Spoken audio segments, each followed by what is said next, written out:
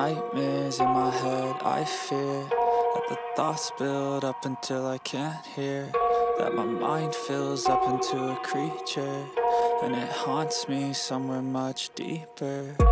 Anxiety, filling up every space, no privacy, and silently, it could build and build until you... Hello everyone. To shock the world.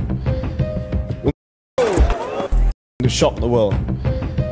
Untuk makluman pendengar di Spotify, penonton di YouTube dia nampak lah. Ini adalah gambar. Tan Sri, can you tell me who is in the picture? Saya tanya ke dia. Datuk Seri kata, ada orang kata you have breakfast dengan Razak Baginda dan juga Altan Tuya. Is this true? Without batting an eyelid, they tengok I straight, almost through me. Dia kata, no such thing. I do not know who this girl is. Never seen her. I don't think she has ever been in the same hotel overseas, anywhere where I was.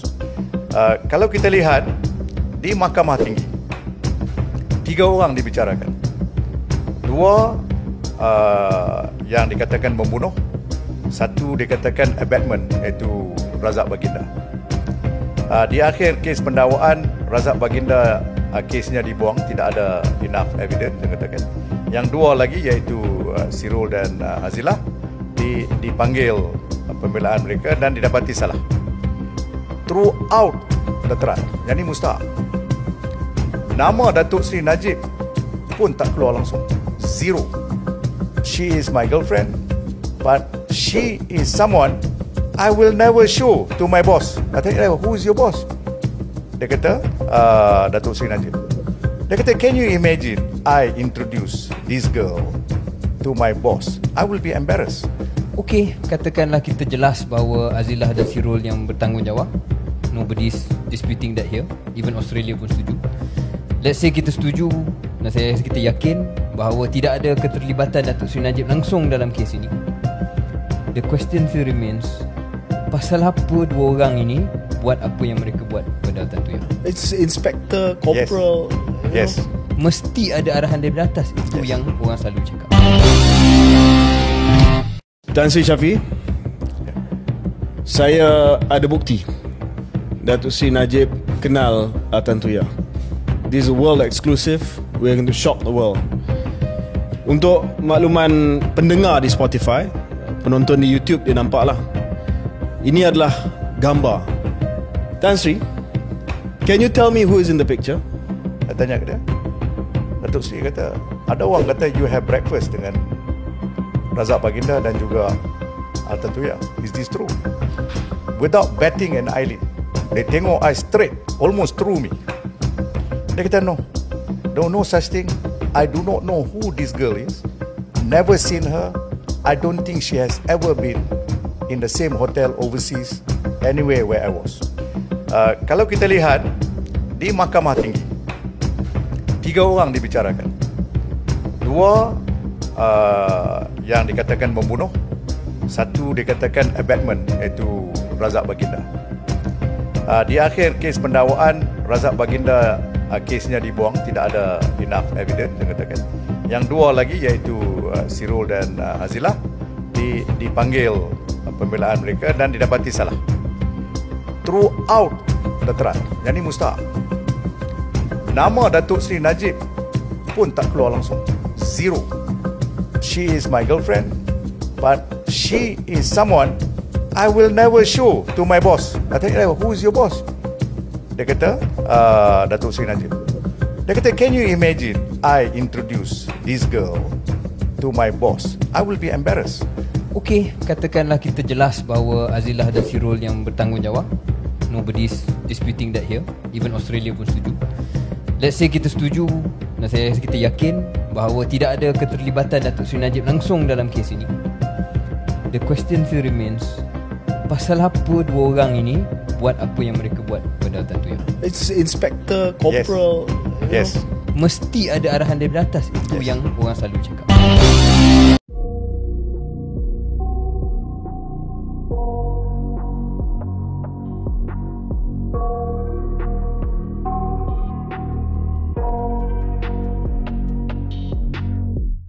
I got nightmares in my head, I fear that the thoughts build up until I can't hear, that my mind fills up into a creature, and it haunts me somewhere much deeper. Anxiety, filling up every space, no privacy. And silently, it could build and build until you... Salam sejahtera Malaysia. Denyut nadi suara rakyat bergema di channel ini. Sebenarnya, apa yang Isyam Jalil mau? Apa terjadi sebenarnya kalau UMNO berpisah dengan DAP? Sebenarnya apa yang DAP buat dengan UMNO? Sampai Isyam Jalil buat dakwaan kononnya ada orang UMNO, pemimpin UMNO yang lebih DAP dari DAP. Apa sebenarnya maksud Isyam Jalil ni? Kenapa dia mau sangatkah UMNO keluar tinggalkan DAP? Apa yang UMNO ada sekarang? Tidak sedar diri kah Isyam Jalil bahawa UMNO sekarang ini betul-betul sangat-sangat terhutang budi dengan DAP? Manakala DAP tak pernah pun buat apa-apa salah dengan UMNO. DAP tak pernah pun buat apa-apa salah dengan UMNO. DAP tidak pun pernah bising-bising sekarang dengan UMNO.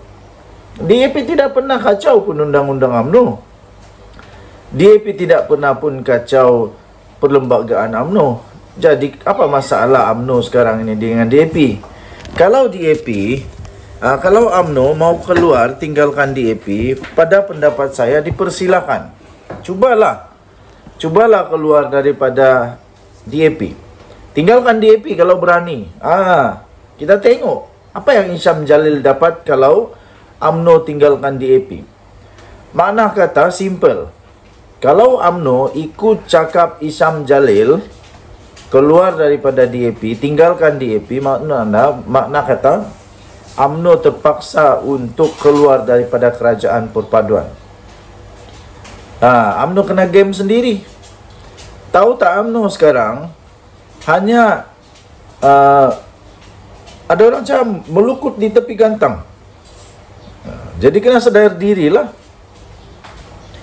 Yang peliknya, kenapa asyik-asyik saja DAP yang salah?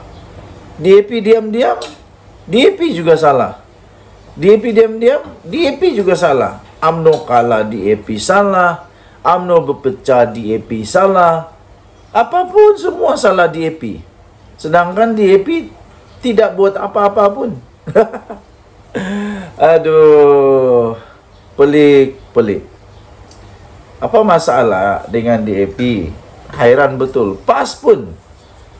Persoalannya, kenapa PAS dan UMNO dan Bersatu takut sangat dengan DAP? Ada apa dengan DAP? Apa yang takut sangat dengan DAP? Rasanya DAP pun parti macam biasa juga. Parti seperti parti yang lain juga. Tak ada pun terlalu ekstrim. Saya nampak DAP tiada pun ekstremis dalam DAP. Tiada ekstremis dalam DAP. Dan DAP setakat yang saya tahulah sampai beberapa tahun ini, belum ada lagi dalam DAP ini yang kena siasat kerana ada kenyataan-kenyataan berkaitan dengan 3R. Tiada. Yang selalu kena siasat dengan 3R ini Muhyiddin, Ade Awang, Sanusi daripada Perikatan Nasional. Jadi saya pun hairan macam mana Isyam Jalil takut sangat dengan DAP. Isyam Jalil bagusnya keluar sajalah daripada UMNO. Letak jawatan saja dari UMNO, keluar dari UMNO. Tidak payah tunggu Zahidah Hamidi untuk pecat. Tidak payah. Kalau sudah tidak ngam dengan UMNO, pergilah masuk PAS, masuk mana-mana. Ikutlah macam Anwar Musa. Tapi Anwar Musa tunggu dulu sampai dia kena pecat kan? Tidak. Okey. Jadi Isyam Jalil tidak payah tunggu sampai kena pecat. Cepat-cepat keluar dari UMNO. Kalau tidak suka dengan kepimpinan UMNO sekarang, lebih baik keluarlah dari UMNO. Keluar dari UMNO, buat parti sendiri, lagi bagus. Jadi sebenarnya kalau UMNO keluar dari DAP, UMNO dah jadi kosong. UMNO jadi kosong, tak ada apa-apa, kuasa tiada, apa-apa pun tiada. Jadi pembangkanglah dengan 26 kerusi saja. Kuat tak kuat, tak pastilah. Kuat jugalah, kuat juga. Tapi PAS lebih kuat dari UMNO, Bersatu pun lebih kuat dari UMNO agaknya. Jadi UMNO kalau dia keluar dari kerajaan, dia tidak dapat apa-apa pun manfaat. Yang dia dapat, dia jadi pembangkang. Jadi itulah, kalau dia mau keluar daripada DAP, dia mau tinggalkan DAP, pada pendapat saya, pada hemat saya, tinggalkan sajalah, tidak ada masalah.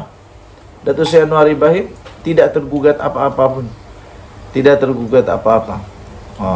Mungkin Datuk Seri Anwar Ibrahim kena ucap terima kasih kalau UMNO keluar kerajaan, sebab senang sikit kepala dia, senang sikit untuk atur jawatan, kan, untuk orang makan di kabinet. Dan Nadi Suara Rakyat bergema di channel ini. Baik.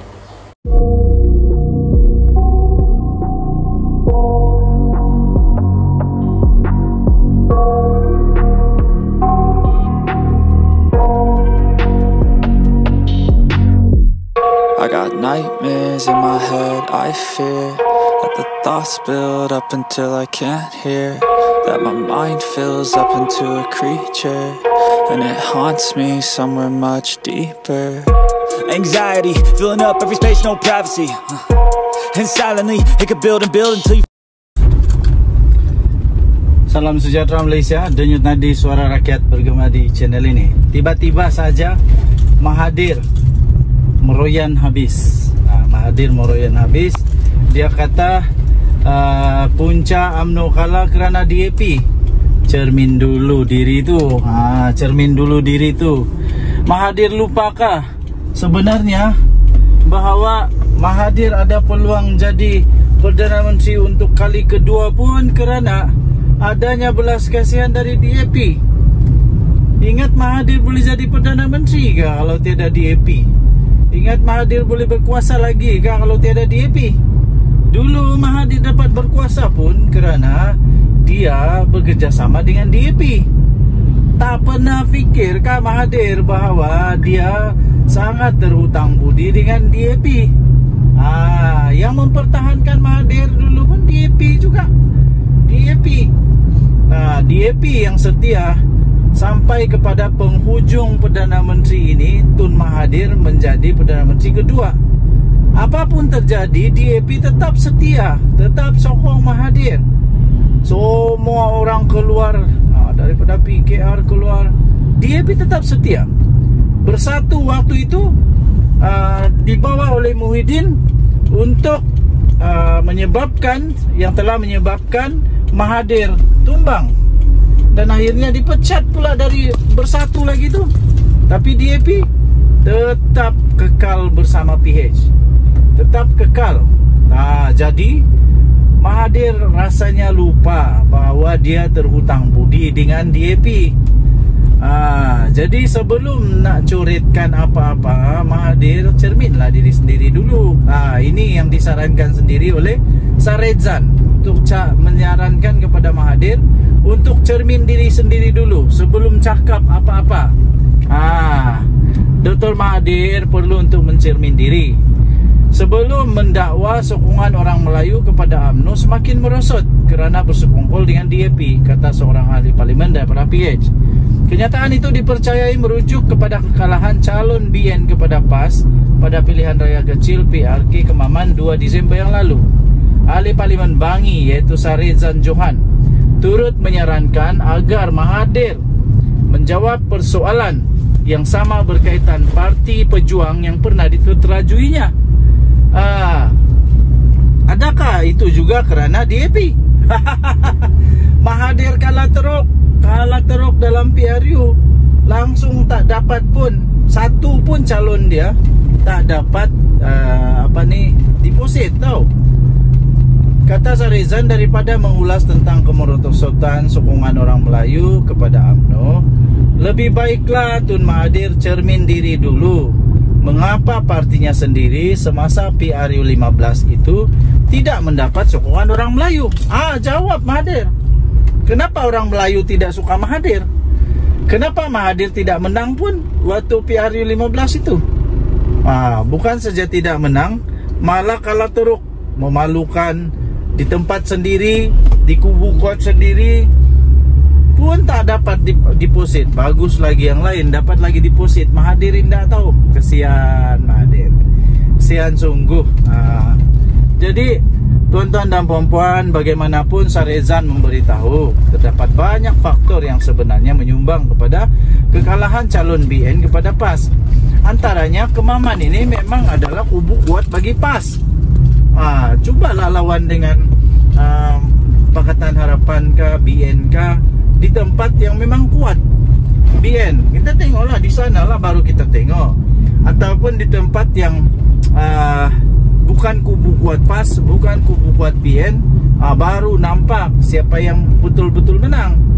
Menurutnya UMNO masih mendapat sokongan kuat pengundi Melayu, terutama di negeri-negeri selatan seperti di Negeri Sembilan dan Johor. Jadi di Johor, Negeri Sembilan masih kuat lah, UMNO masih kuat. Ada banyak faktor mengapa BN kalah di Kemaman. Jadi antaranya ia adalah merupakan kubu kuat PAS. Itu saja, bukan kerana berkurangnya sokongan orang Melayu kepada BN semata-mata, kepada UMNO semata-mata, tapi ada faktor-faktor yang lain juga. Okey, jadi persoalan yang paling hebat ialah kenapa Mahathir tidak cermin dulu diri dia bahwa dia itu langsung tak menang. Silap-silap kalau ditambah semua,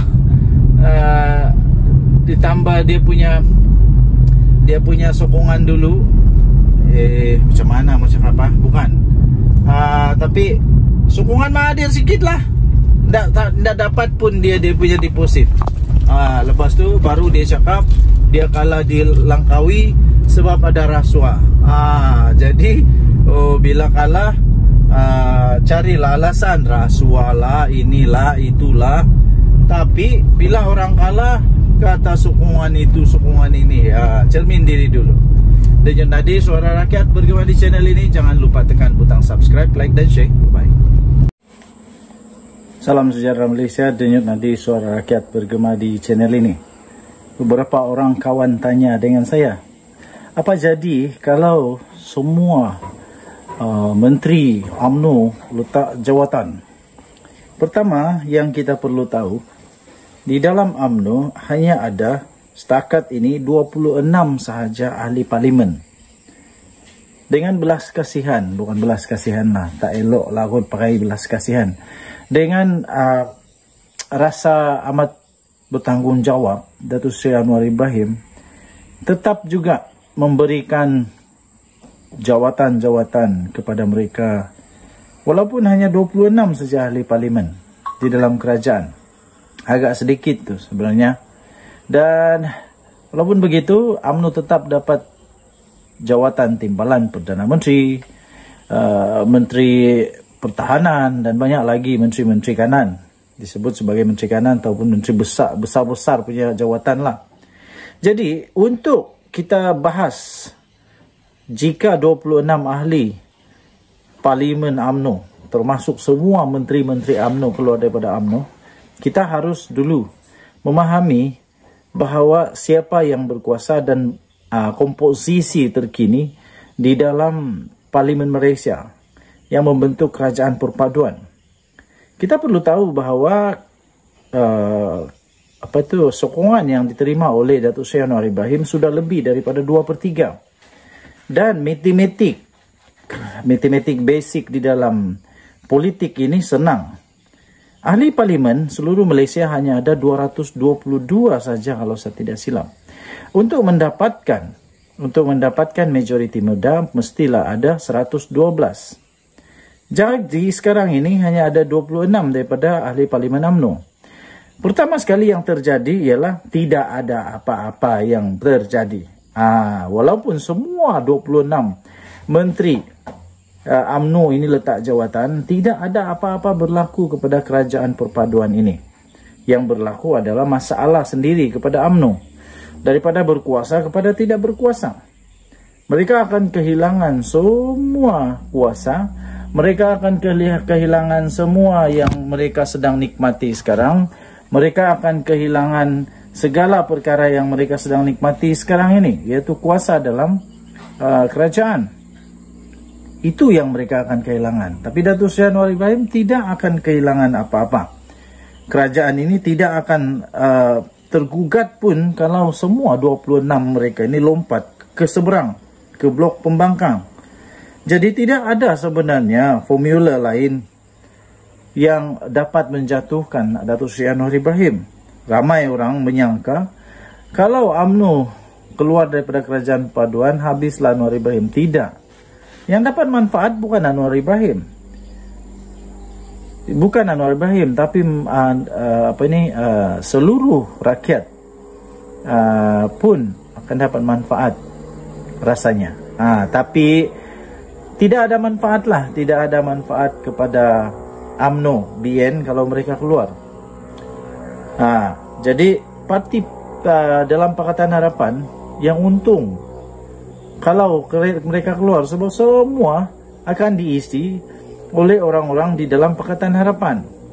Jadi yang dapat habuannya adalah Pakatan Harapan lah. Jadi saya tidak fikir kalau betul-betul ahli-ahli UMNO, MP UMNO ini mahu lompat ke seberang. Sebab kalau ditambah dengan keadaan terkini ini pun, yaitu 26 ini tambah semua MP-MP di dalam blok pembangkang, belum pun cukup 112 orang.